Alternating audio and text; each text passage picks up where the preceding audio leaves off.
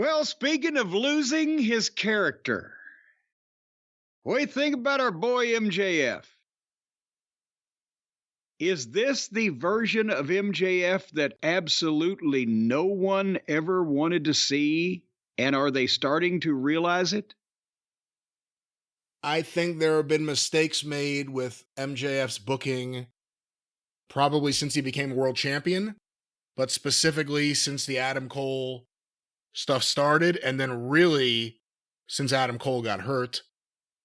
The Juice Robinson thing was a disaster, like we mentioned earlier.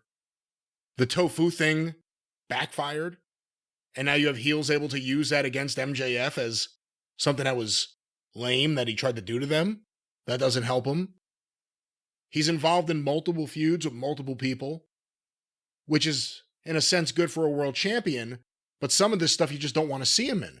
And sometimes he gets serious, and then they go right to Roddy Strong or something, and it takes away the seriousness. The devil thing, and we can talk about that in a little while, is the Black Scorpion.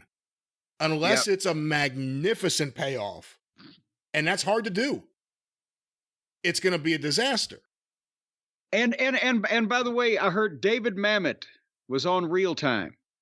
He was. He was great this week. He was great this week. Yeah, he said, who was it? Was it Aristotle he quoted that said, a good ending is both shocking and inevitable. It can't just be shocking. If they pull out something just completely ridiculous out of left field because nobody would have ever thought that doesn't mean it's good. And that's what the Black Scorpion was. That's what this might be. But MJF has lost a lot of steam. I've said it before, I think he's probably been too good of a team player over there. I know they wanted to get Jay White over for the main event feud. A, to me it didn't work, and B, MJF shouldn't have been doing a job to Jay White to build into the match. Because no one thought Jay White was going to beat him and keep the belt. So you don't give away the loss to set up the bout that people don't care enough about already. And they need to do some kind of reset. Not a reset, but there needs to be a new course. And I don't know exactly how you get there. I mean, if MJF's hurt and he's going to need surgery, he's a young guy and seems like he's in good shape. Hopefully he heals fast, but maybe that time off TV would be good. Well, who knows whether he'll be off TV. Adam Cole, goddamn, they practically amputated his fucking leg. He can't get a week off. And MJF's a much bigger star for AEW and AEW fans than Adam Cole. So I don't know if Tony would try to get him on TV every week, even after surgery. And quite frankly, MJF may want to do that. But right now, there are severe booking problems with MJF. And I think a lot of stuff was overthought. And they haven't done him any favors. Well, and also, to be honest, and by the way, before we address what actually was said in this promo, and then we'll talk about what happened afterwards, but I thought when I first heard he was hurt, well, no wonder that elbow off the top, and you could only blame MJF for doing that when the table or the announce desk had collapsed and the guy was laying flat on the fucking floor. He comes off the top rope with an elbow, lands on his fucking hip on nothing but concrete and wood. I'm thinking, well, he fucked himself up. Apparently it's not his hip. It's his shoulder, which I know it was in my notes. Did we even reference that at one point they did some deal where Jay White gave him some kind of flying dingbat off the top rope and put him right down right on his left shoulder.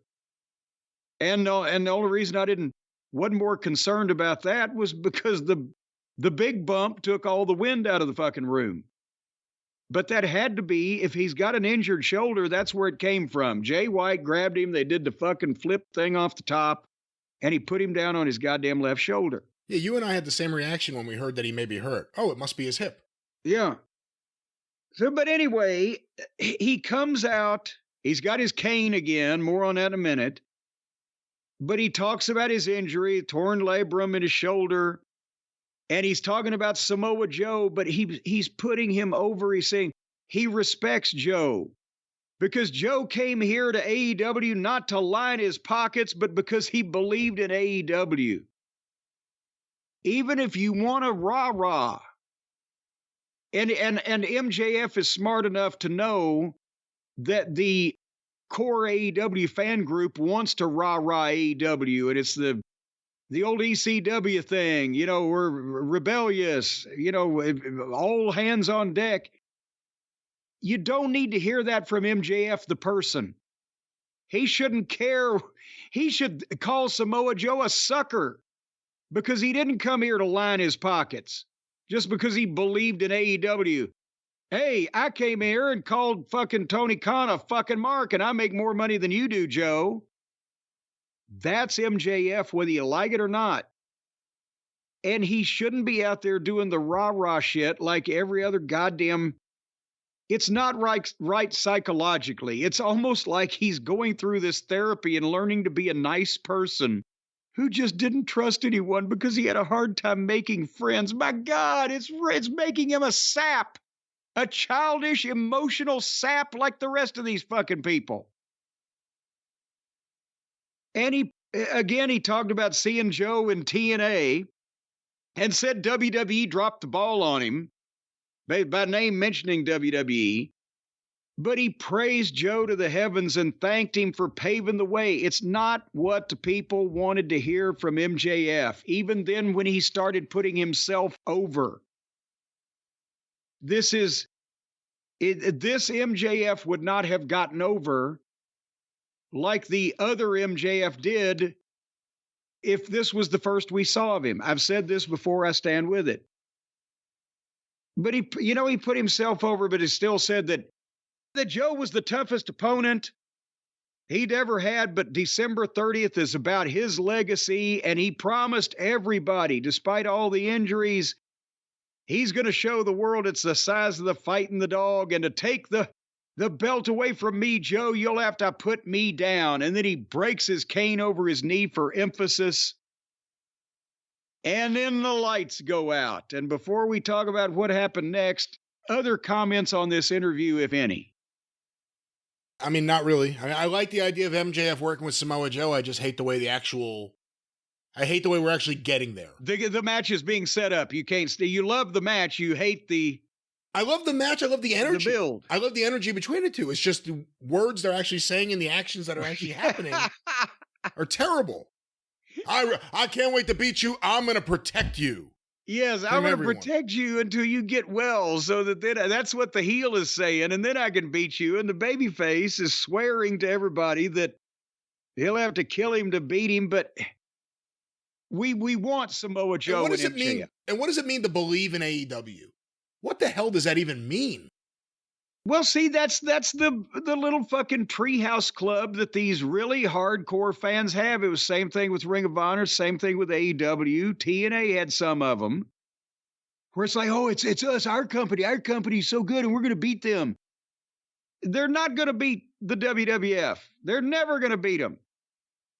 And, that's just a fact. Sorry. But that it's like the Uncle Dave type of mentality where they can't just, say, goddamn, that was the shits. I did segments of OVW that I wish I'd never had to broadcast. I can admit it. But I didn't goddamn replay them and build on them every fucking week. Anyway, that's the thing, is that just MJF is so good at delivering any verbiage. But this is not the personality that was special. It's a manufactured, forced personality because the people started loving him so much as a heel because he was so much more interesting than everybody else on a fucking show. So then the lights went out. And then we could see, because of flickering spotlights, so they've added a treatment now, 4 black hooded goons hit the ring and attack MJF and get him down and hold him. 3 of them hold him.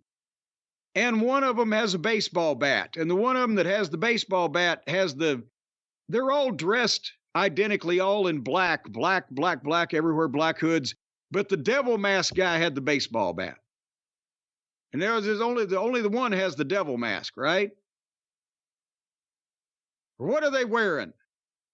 They're just in black bodysuits. Yes, but the leader, the head devil. He has a mask that AEW has established as being the mask of the devil because MJF wore it when he came out on stage to sympathy for the devil. And someone stole it from his bag because he carries it around. Correct. And now they wear it and they lead this faction of Dark Order outcasts. That's what I was trying to convey there. But the thing is, the three guys holding him, all dressed in black, the guy in the black and the devil mask, he's got a baseball bat. Remember the last time that we saw the devil guy several weeks ago, however long, it's the first time we saw him definitely, and then we saw him again, but the first time I noticed definitely, he was a smaller fellow, right? Kind of a slight guy. It seemed like it, I think, with the first appearance after the stealing of the mask. Well, this guy was bigger. Bigger and more impressive physically. Of course, we didn't get a chance to see him do anything because as he was wielding or brandishing the baseball bat there, Joe's music plays, and here comes Samoa Joe, and he grabs the guy by the legs and pulls him out and takes his bat. And then at that point, the screen went to black, and there was neither audio nor video for, I counted, 13 seconds. You could see live, the Bugs live and TBS or whatever, but there was nothing else going on. It was like they lost the feed, but it took 13 seconds of dead air and black screen and television. It's a while. And then suddenly, words start appearing on the screen. They're being typed up with sound effects. And they challenge MJF and Samoa Joe as a duo to face the unknown in a tag team match next week. And then we come back to the ring and the proper lighting and everything, and there's Samoa Joe and MJF standing in the ring. Now, there was no explanation as to how the fucking four hooded felons were routed and dispatched. And MJF is flipping out now, doing the Ric Flair when he knows that everything else has been boring and he's trying too hard promo. And he says he's going to take out all of the Devil's men one by one and says yes to the tag team match. And Samoa Joe is not happy about that. Like, what? You're agreeing with it? And then the announcers suddenly, there was a static sound effect. And the announcers are back in saying, we're sorry we were offline for a few minutes. Or however long. Black Scorpion. The only thing he hadn't done is turn the guy's fucking head around out of the audience. 360. Everything. And the thing is, here's what I was going to say. First of all, about this segment. Yes, we love the idea of Samoa Joe and MJF facing each other because first one was good and both guys can talk and etc.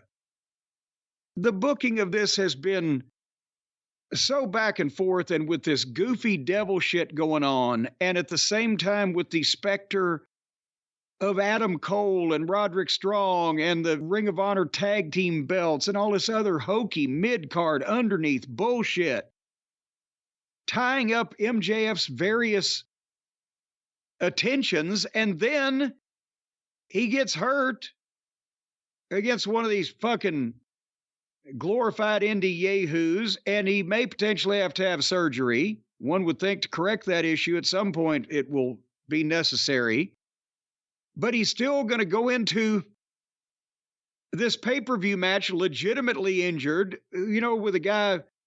Samoa Joe is a great worker, but they work a physical style, or did in their first one. And, and at the same time, Tony is allowing him to be presented in this fashion where he is out-deviled by all these different heels and now is coming off like a whiny little prick that's gone through some kind of psychoanalysis to determine that he needs to change his ways. I'm just disheartened by this whole thing. Like I said before, I think with MJF, a lot of people, whether it's MJF himself, whether it's Tony Khan, whether it's whoever else there works with him on this stuff, I think a lot of stuff has been overthought. And simplicity is your friend. And MJF needs to somehow, with the belt or without it, get back to that.